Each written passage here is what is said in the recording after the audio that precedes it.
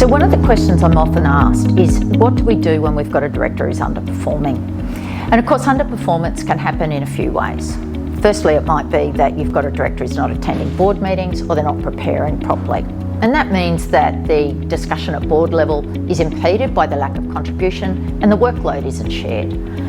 The other common way in which directors underperform is through their personal attributes and style, and that can impact the board's dynamic in a negative way. It can impact the board and management relationship and even extend beyond the organisation out into stakeholders and how they perceive the organisation. So how do we deal with these issues of underperformance? And I think there's three key things that we need to look at in this regard. Firstly, recruit directors well. Make sure that it's really clear what are the gaps based on our board composition matrix that we're seeking to fill, and then what are the expectations of the director. And that should all be set out in a position description, which really clearly sets out all of those expectations, including time, conduct, as well as contribution of skills and experience. Doing reference checks and other searches during that stage is also really key. Secondly, there should be processes for continual feedback for directors.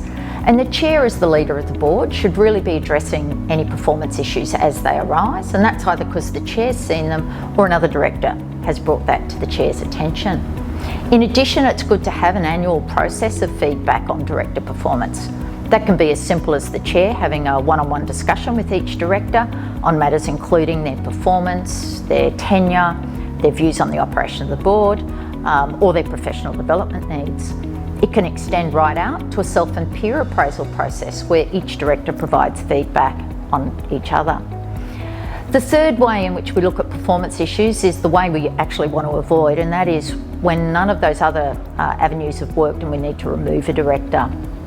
How this is done will depend on the company type, but generally if we look at public companies under the Corporations Act and their constitution, it's a matter for the members or shareholders, as the case may be, to remove the director by ordinary resolution in a general meeting.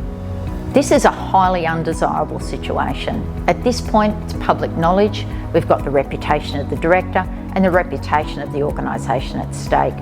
So as much as possible, we want to avoid that, and sometimes using a third-party facilitator for a discussion about the removal and voluntary resignation of the director is the best way to go. And that can also include agreed communications about why the director is leaving the board.